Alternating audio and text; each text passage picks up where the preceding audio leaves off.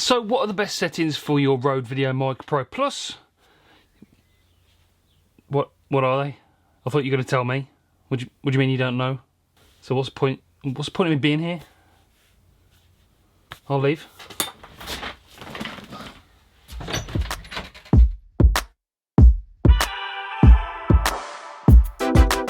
Only kidding. What we're going to do in this video is check out the different settings on the Rode Videomic Pro Plus. And while you're here, if you're new to the channel, please make sure you subscribe down below so you don't miss more videos like this and lots of tech related videos coming up very soon. Lots of exciting stuff coming, so don't miss out. Press the bell. I've owned the Rode Videomic Pro Plus for probably a couple of years now. And to be honest with you, when I first got it, I was new to this whole YouTube game. It was probably the best microphone to get, YouTube microphone to get at the point. So I bought it. It was a little bit expensive for me at that time, but it was a good investment because it's lasted me a couple of years and it's never let me down. It's never not recorded audio. It's always sounded good. But I'll be totally honest with you, I just plugged it in, didn't mess with the settings, and it just left it as it is. So I saw a video recently, Sennheiser released some new microphones, and I was watching that video and going, maybe I should get that. Sounds really good. It's got a low pass filter, it's got plus dB, minus dB. Maybe that might be better for my little YouTube studio. Then I realised I don't need new gear. It's got all those sort of settings built in with the microphone I've already got. Sometimes you just get attracted by new stuff coming out when you've already got the stuff that works pretty well. What we're going to do in this video then is to mess around with the settings a little bit. We're going to up the dB on the microphone because it's got good preamps, theoretically, and we're going to reduce the dB on the Canon R6 I'm using to record this video. And we're going to test out to see if we can make it sound any better and let you know what my settings are. So hopefully that might work for you in your setup. So let's just do that. What we'll do first of all, we'll test the low cut filter on the Rode Videomic Pro Plus.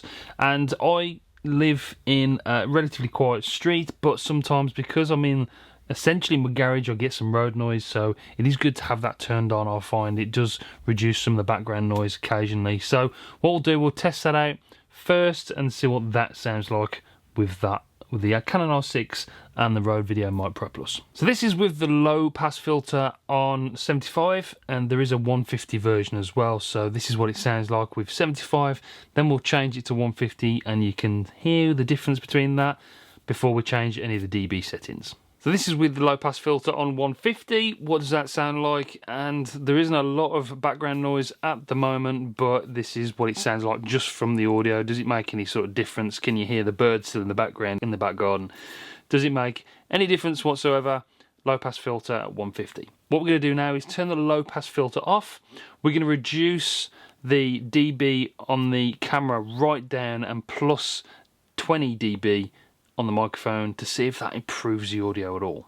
This is with plus 20 dB on the microphone, and then the R6 sound settings right down to like just above off. So all the way down and then plus 20 dB on the microphone. Let's switch back to normal settings, auto settings on the camera, and then normal to see what it was between the two. This is back to the normal settings with the settings on automatic on the camera and then just normal on the microphone. How I usually use it, just plug it in and then play. And then this is back to plus 20 with the camera settings all the way down. So does it sound better? Are the preamps better on the microphone than they are on the camera? Is there a noticeable difference? Is the sound in my voice richer? Does it sound better? Does it sound like those big YouTubers sound like? Do you have to use an XLR microphone, or can we get that kind of result out of this Rode Videomic Pro Plus? That is the aim of this video for me. So I don't know, but hopefully it does. Another setting which is really useful for certain situations, if you're still getting clipped audio in certain environments and you've still got the audio turned down on the camera and you're still getting clipping, you can minus dB it as well. So that might help. That's not going to help me in this situation, so we're not going to test that. But if you're out recording fireworks or a car starting, for instance, then you can turn it minus dB so you don't get any of that clipping on your audio. Well, it's very clear that I've been using this microphone incorrectly from the very start for maybe 2 years, because the amount of noise that I'm getting out of the preamps on the camera is astonishing compared to when I turn the volume all the way down on the camera and have the plus 20 dB on the microphone. So lesson learned 2 years down the line. There is a clear difference between having plus 20 dB on the microphone and then the audio turned right down on the R6.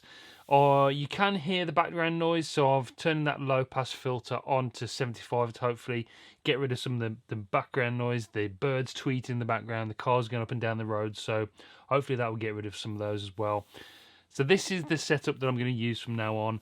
These are the settings: plus dB, low pass filter on 75, and then the camera audio turned all the way down, almost off. I've only got it on the second click up, so it's right down there, as low as it can go. Do some testing, but the preamps out of the microphone is the way to go.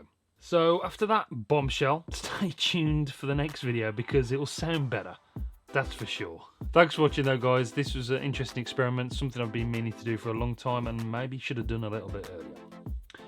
Lesson learned.